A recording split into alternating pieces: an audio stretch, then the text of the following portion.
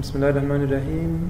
پرون مو ډیزاین برخه ولوسته. په ډیزاین کې د سلایډ سایز پاتې و. تاسو کولی شئ چې سلایډ داسې شکل انتخاب کړئ یا سلایډ کولی شئ چې په داسې شکل انتخاب کړئ یا کولی شئ چې دلته نور اندازې هم لري، همغه اندازې یې انتخاب کړئ.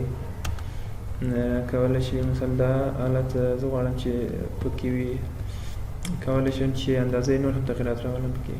دلته اندازه اضافه کېږي او کمیږي.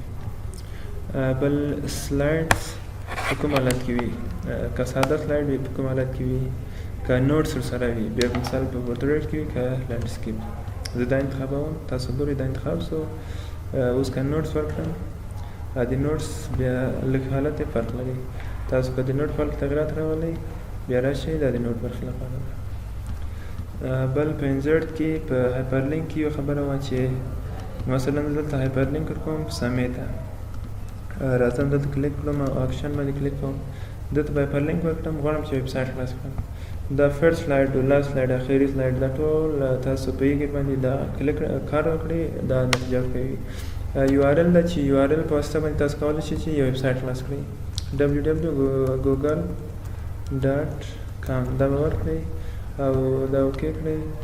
زه راځم دا به م اوکې کړم.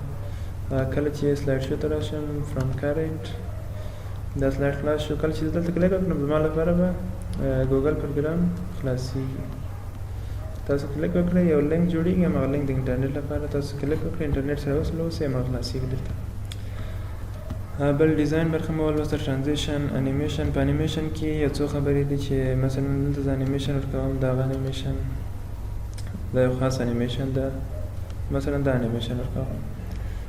تاسو راشئ دلته سیټینګ ته د انیمیشن ساوند ولري که نه، یو خاص ساوند پیدا کېږي پکې. تاسو ولیده راشئ دلته وروسته انیمیشن څه شی وسي، هایډ سي،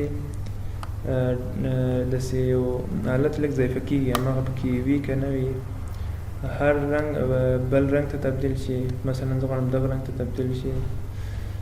ټکس څرنګه ښکاره سي، مکمل ټکس ښکاره سي که یو حرف همداسې مثلا زه غواړم حرف حرف راسي. وروسته له هر حرفه څومره فاصله ولري، دا د فاصلې لپاره ده.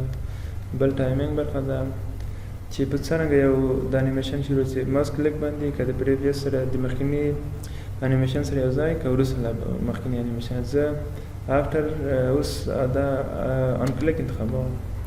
بیا کله چې دا انیمیشن ختم سو وروسته له دې څومره باید چې بل انیمیشن لپاره صبر وشي، د انیمیشن څومره وخت ونیسي. زه راځم همغه 2 ملي سکنډ انتخابوم، خو نور هم داسې انتخابولی شئ.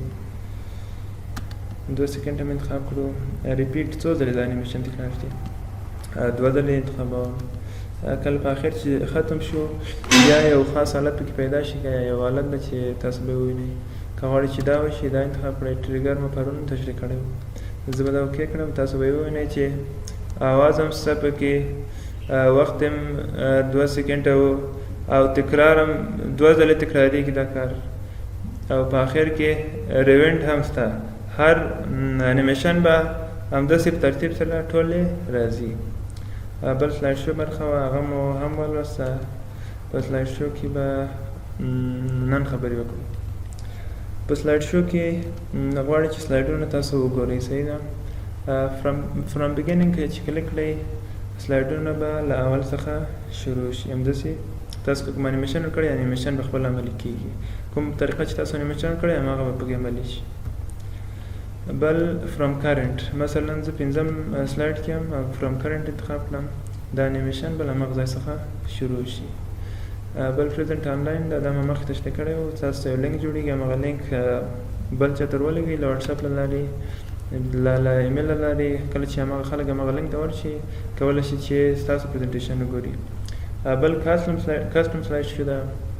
راسئ دلته تاسو په خپل خوښه باندې سلایډونه انتخابوئ.